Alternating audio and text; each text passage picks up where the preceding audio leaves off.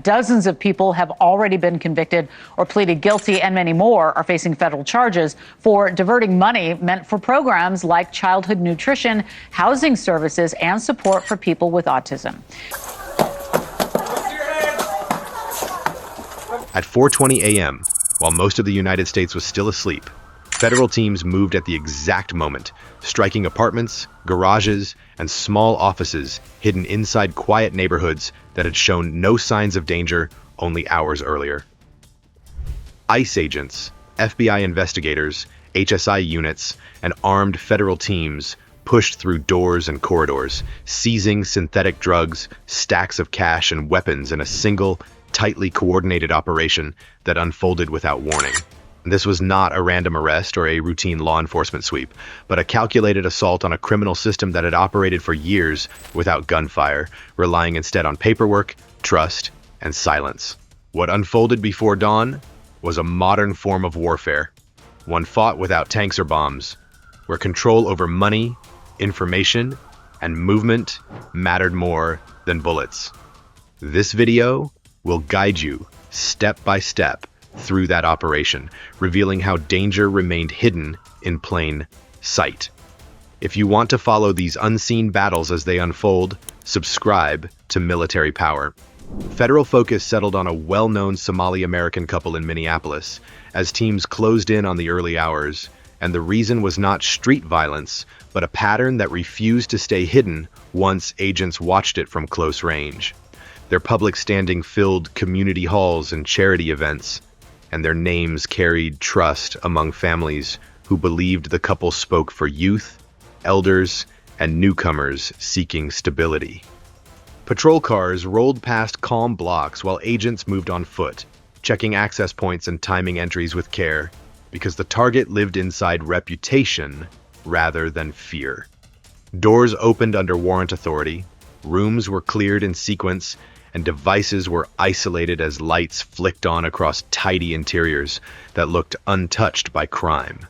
The operation cut through confidence without a trace of noise, and it showed how a pursuit can begin without a chase and still carry the weight of a major takedown. Agents secured the first location while another team staged nearby, radios low and movements deliberate as evidence technicians prepared kits. Cabinets were opened, desks were checked, and storage spaces were examined with gloved hands, each action measured to protect integrity. There were no armed guards, no barricades, and no resistance that demanded force, yet the pressure felt constant because every object mattered. Computers were powered down in a controlled manner, phones were bagged, and paper files were photographed before removal. The scene reflected discipline rather than drama, and that discipline defined the approach used against targets who hide behind order. The couple's standing had been built through years of visibility, with speeches delivered at public meetings and appearances beside officials that suggested legitimacy. Agents moved through offices where posters promised education support and youth outreach, and the words on the walls contrasted sharply with the work taking place on the floors. Evidence markers lined tables as investigators cataloged documents that spoke in numbers and approvals rather than slogans. The absence of weapons did not reduce the seriousness of the moment because this case centered on the control of systems that shape lives quietly. Each step showed how influence can replace intimidation when crimes rely on access. Suspicion formed long before entry teams arrived, growing from financial signals that failed to match claimed outcomes. Reviews showed that money arrived on schedule, while programs appeared thin or missing, and that gap sharpened attention. Agents tracked renewals that moved smoothly through oversight channels, even as field checks found little activity. This contrast guided the operation plan, favoring precision over speed to protect evidence. When doors opened, the goal was clarity, not shock. Inside secured rooms, forensic specialists mirrored drives and sealed servers, watching as progress bars filled with data copied into protected storage.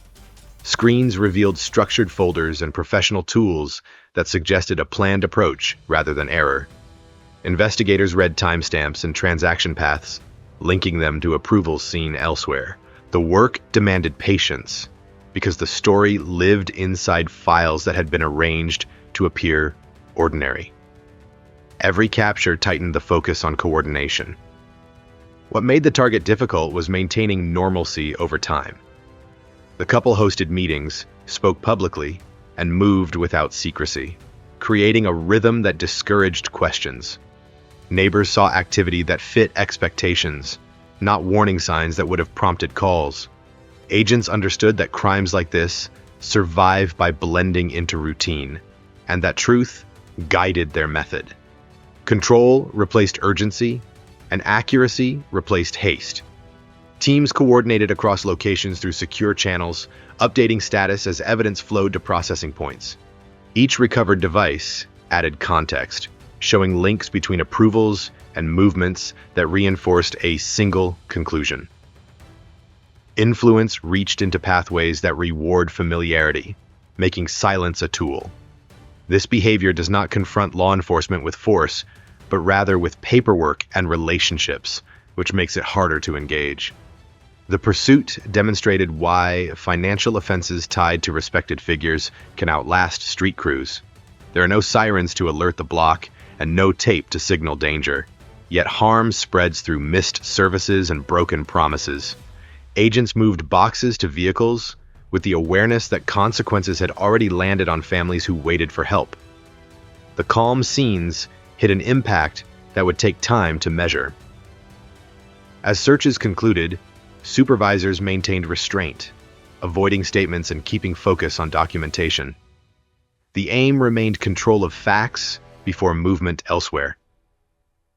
This approach reflected experience, because networks built on reputation fall only when every layer is documented. The scene closed quietly, but the weight of the work traveled with the evidence. During the operation, movement followed a strict pattern as teams rotated roles to prevent fatigue and error. One group held security while another documented findings, and a third prepared transfers to evidence control. Footsteps echoed softly on stairwells as agents checked secondary rooms, closets, and utility spaces, confirming there were no unsecured devices left behind. Vehicle units waited at a distance, engines idling, ready to receive sealed containers and logged materials.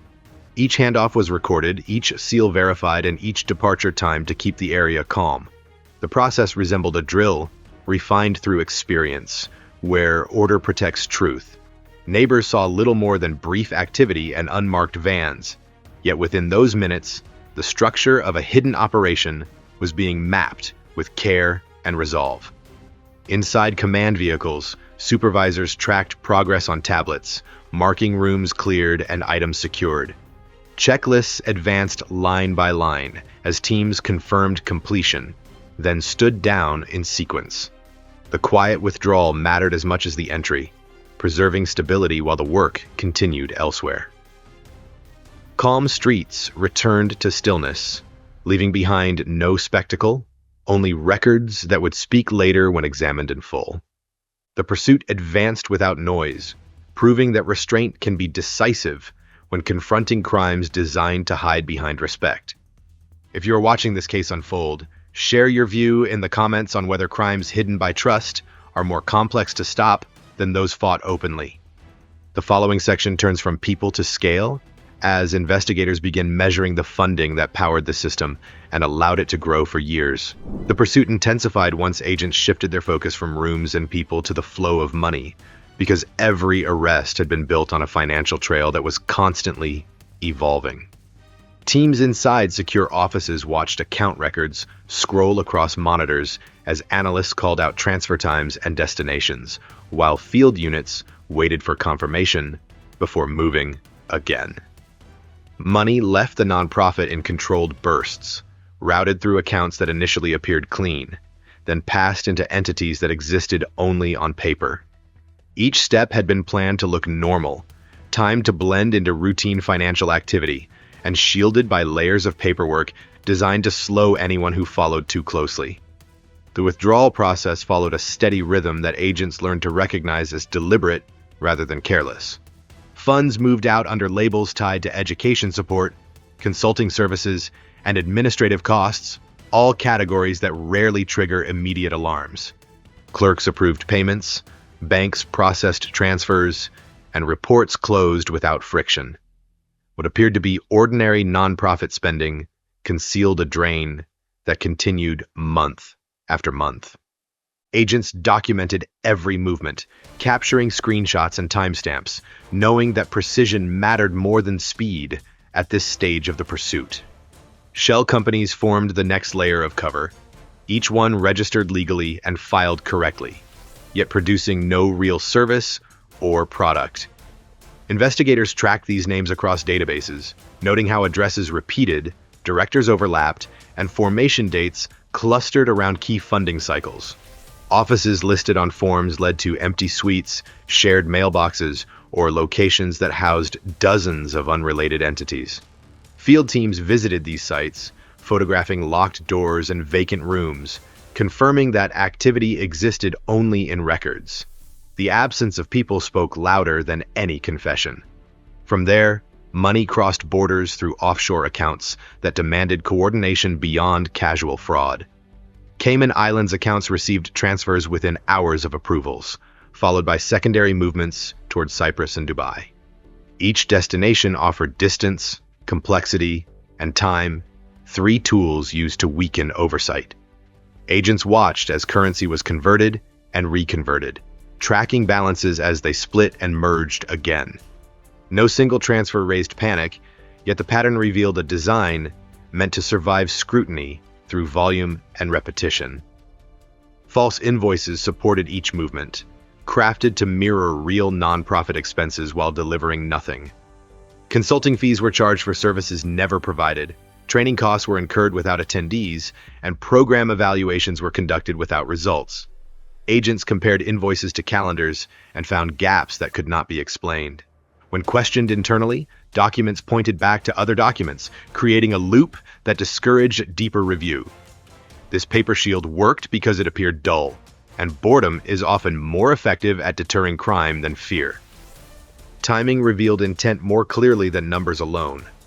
Transfers clustered around election seasons and budget deadlines, periods when oversight offices stretched thin and priorities shifted elsewhere. Agents plotted dates across timelines and watched peaks align with moments of distraction. The system did not rush, and it did not panic. It waited for the right windows, then moved calmly. This patience marked the difference between small-scale misuse and organized financial control. Once the picture sharpened, command centers authorized the next phase, shifting from observation to action across multiple locations. Planning boards, filled with maps, timestamps, and unit assignments, each movement synchronized to prevent leaks or escapes. The decision favored simultaneous strikes to sever communication and limit the enemy's reaction. Field teams checked equipment, confirmed warrants, and rehearsed entries, treating the operation with the seriousness of a military action. Silence before movement carried weight, because everyone understood what followed would end years of quiet extraction. The coordinated strike began at precise minutes, with teams rolling out to 19 locations without warning. Residential doors opened under authority, while warehouse locks snapped and office corridors filled with agents moving in sequence. Community centers listed as active programs revealed empty rooms and minimal furnishings, their funding trails frozen in place as evidence teams arrived. Each site followed a disciplined pattern, including entry, control, documentation, and exit. No chaos marked the process, and no gunfire echoed, yet the scale of movement signaled confrontation between systems rather than individuals. 76 arrests followed as targets encountered agents already positioned to prevent confusion or flight. Individuals were secured calmly, informed of the process, and moved away from active search zones. Vehicles waited at a distance to transport detainees without drawing attention from neighbors. The absence of spectacle was intentional, keeping focus on evidence rather than reaction. Agents understood that control preserved both safety and clarity. Inside warehouses, Teams uncovered records tied to cash handling and logistics, items that linked financial trails to physical movement. Offices yielded devices and ledgers, while residences produced documents stored among everyday belongings. Each discovery reinforced the understanding that the operation relied on blending into everyday life. Evidence was quickly moved into sealed containers, logged, and transferred to secure vehicles for transport. The flow resembled a supply chain in reverse, dismantling what had been built quietly over time. Command units monitored progress in real time, marking sites cleared and arrests completed as messages arrived. The scale required trust between teams because any delay could ripple across locations. Movement stayed tight, with units stepping down only after confirmation from supervisors. This coordination prevented gaps and reduced risk, reflecting preparation shaped by experience. The strike demonstrated how power can be exercised without violence, utilizing timing and unity to overcome resistance that never takes physical form. Two systems collided head-on, one built on access and paperwork, the other on warrants and coordination. When the dust settled, streets returned to quiet, leaving only locked doors and sealed records behind. The absence of disorder did not lessen the impact, because the structure supporting the operation had been cut apart in a single morning. As vehicles departed and teams regrouped, the focus shifted to what the money had enabled and how long it had gone unnoticed. The arrests closed one chapter, but the evidence opened another, prompting investigators to assess the scale of funding that sustained this system and enabled it to expand beyond a single city. Agents reached the lower level after upper rooms were cleared, moving past storage shelves and utility panels that suggested ordinary use but concealed something heavier behind them. Hands checked the walls, and lights swept the corners. However, a concealed door was located only after measurements failed to match the building plan. Tools were brought forward, hinges exposed, and the barrier gave way under controlled force. What opened was not a basement, but an organized financial core, sealed, powered, and active. From that moment, the operation shifted because the target was no longer money alone, but the machinery that directed it with precision intact. Inside the space, stacks of bundled currency filled shelving units from floor to ceiling, each bundle marked by date and routing codes that matched digital records already secured. Agents carefully lifted cases, weighing them by hand before sealing them into containers. Counting teams worked side by side, separating denominations and logging totals without pause. The number grew rapidly, then stopped at $62 million in cash. No celebration followed, only confirmation calls and signatures. Cash alone did not explain the system, but it demonstrated scale, discipline, and confidence built over time without fear of exposure during long operational periods. Beyond the cash, racks of servers hummed steadily, lights blinking in patterns that confirmed active encryption and remote connections. Technicians moved in, photographing cable layouts and labeling ports before power was isolated. Drives were removed in sequence, placed into shielded bags, and logged for transport. Each step followed the protocol intended for high-risk intelligence seizures, not household searches. Screens frozen mid-process showed account dashboards and transaction queues, indicating evidence of live management. This equipment did not support charity outreach, but instead coordinated the movement of funds across borders under constant supervision by trained operators working shifts without rest or visibility inside public areas. Paper files filled cabinets nearby, sorted with care and printed on official letterheads that mirrored government formats. Audits appeared complete, stamped, and approved, yet agents noticed repeated language and recycled figures across different years. Compliance reports showed signatures and dates, but lacked supporting activity. Investigators spread documents across tables, comparing lines and margins to match them with digital copies recovered earlier. The repetition confirmed fabrication, not error. These records had been designed to satisfy oversight, not to reflect reality. Their presence proved intent, because time had been spent crafting a believable illusion for reviewers across multiple agencies over many inspection cycles. The discovery of the Financial Command Center changed how teams described the site. This was neither a living space, storage, nor personal access. Power backups, network redundancy, and climate control indicated continuous operation. Whiteboards held schedules, while binders mapped responsibilities and access levels. Agents photographed every surface before disassembly began. The layout resembled a corporate operations room, built for oversight and response. This room facilitated real-time transfers, approvals, and adjustments. Its existence confirmed centralized control, a single point from which decisions flowed outward under strict security protocols enforced daily by assigned personnel, without deviation or interruption recorded. Movement through the space followed a methodical approach, with agents calling out findings and recording serial numbers as evidence teams rotated tasks. Cache was sealed, servers packed, and documents boxed in order. No item was left without verification, and no corner remained unchecked. Supervisors confirmed completion lists, while others prepared transport routes. The process mirrored gang raid procedures, except the weapons were files and machines. Silence replaced shouting, but intensity remained constant. Every action further reduced the system, stripping it of function piece by piece. Control defined success more than speed during this phase of the coordinated federal operation, unfolding quietly inside structures. Teams outside maintained perimeter discipline as evidence exited the building. Vehicles arrived and departed on schedule, keeping activity brief and contained. Neighbors observed little more than controlled movement, unaware of the significance inside. Radios carried updates, confirming that the core had been secured and rendered inactive.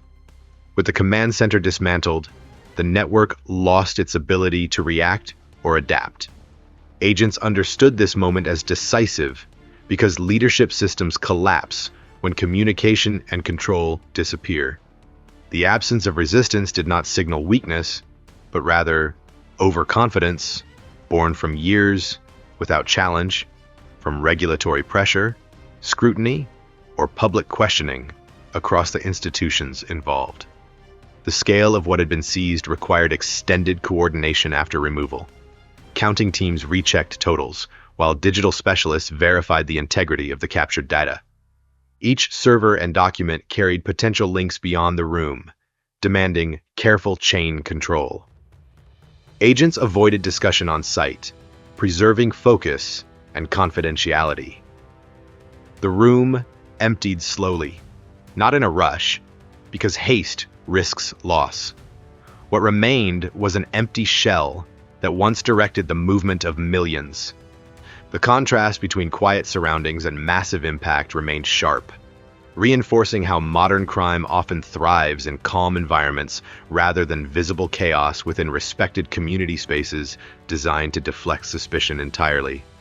Agents documented the site's final condition, photographing empty racks and disconnected cables. Power systems were shut down, locks reset, and access points sealed under authority. The space no longer functioned, and its silence marked the end of control exercised there. Team leaders confirmed the status with command, and then released units in stages. No celebration followed, only acknowledgement of completion. The operation respected order even in victory. This discipline ensured that evidence would speak later without contamination. What had been a headquarters minutes earlier now stood neutralized within the broader coordinated enforcement effort unfolding across the metropolitan area that morning. Transportation teams departed with sealed containers en route to secure facilities for processing. Logs were updated in transit, maintaining continuity from seizure to storage. The handoff marked a transition from field action to analysis, yet the sense of pursuit remained. Agents understood that dismantling infrastructure was just as crucial as making arrests. Without this center, coordination would falter, and improvisation would replace control. The removal changed the balance between law enforcement and those who relied on hidden systems. Streets outside stayed calm, but inside vehicles, the weight of the discovery guided next steps toward a broader reckoning with financial power networks operating unseen locally. The decisive find reshaped priorities for investigators, shifting focus from entry to measurement. The evidence gathered here would define the scale of the damage and the extent of its influence. The command center had fallen without resistance, but its impact would surface slowly through review. This moment closed one phase of the operation while opening another that demanded patience. The quiet success carried implications beyond the building, pointing toward numbers that sustained the system. What unfolded across Minneapolis and beyond was not a war fought with rifles, sirens, or running gun battles, but a confrontation that exposed how power now moves through paper, data, and trust. Federal teams did not advance behind armored shields or return fire in dark streets, yet the operation carried the same weight as a battlefield engagement because it dismantled a system that shaped lives quietly. Money replaced bullets, documents replaced weapons, and access replaced fear, allowing the network to survive for years without drawing attention. This form of conflict initially leaves no visible scars on neighborhoods, but its damage spread slowly through missed services, broken promises, and communities that believed help was on the way. By the time enforcement arrives, the harm has already become deeply ingrained in everyday life. From this perspective, the case reveals a shift in how modern criminal power operates and how it must be confronted. If regulatory gaps remain open and oversight continues to rely solely on trust, similar networks can exist and grow without resistance. They do not need secrecy in the traditional sense because they hide in routine, approvals, and familiar faces. Each unchecked grant, delayed review, or ignored warning creates space for systems like this to strengthen themselves. Over time, the absence of challenge becomes a form of protection, and protection evolves into confidence. The implications stretch beyond one city or one organization. As long as paperwork can move faster than verification and data can outpace accountability, financial networks designed for abuse will adapt and survive. In that environment, federal authorities face a narrowing window of choice. Either action comes earlier and with greater coordination, or the cost of waiting multiplies until intervention becomes unavoidable. This case suggests that future enforcement will not focus only on reaction, but on disruption before networks reach full maturity. For federal agencies, this means a greater reliance on financial intelligence, data integration, and synchronized operations that can prevent damage from becoming visible to the public. The absence of violence does not reduce urgency, because quiet systems can drain resources on a scale that street crime rarely achieves. When intervention finally occurs, it must be decisive, coordinated, and willing to challenge reputations that once seemed untouchable. This reality redefines what public safety entails in an era where danger often masquerades behind legitimacy.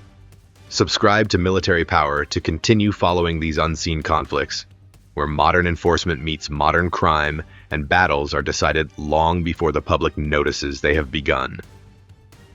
And now, the question remains for you. Does this kind of operation represent the restoration of order? Or is it a sign that a deeper system has been exposed, one that forces us to rethink how much trust we place in the structures around us?